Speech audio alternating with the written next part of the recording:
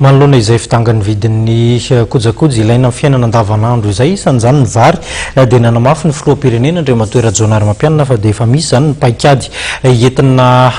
hisorohana ny fiakaran'ny vidim-bary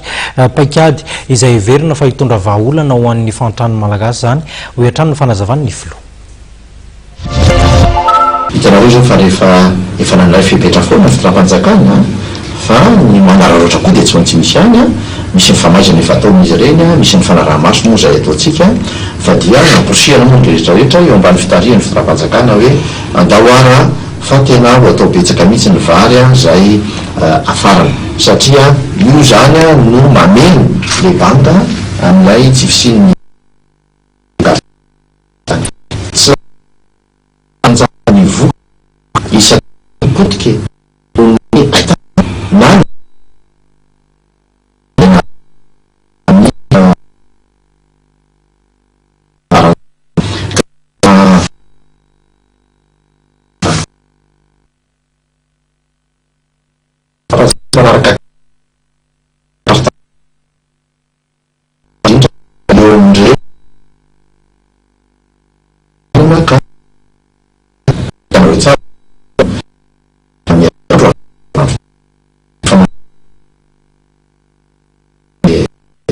zany eo amin'ny tsena maro eto amin'ny firenetsika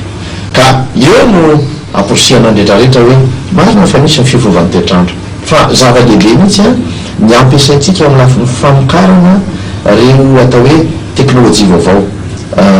tafiditra anatin'izany ny fomba fambolena ny vary, tafiditra anatin'izany ny fampiasana mason'oly izay voafantina ka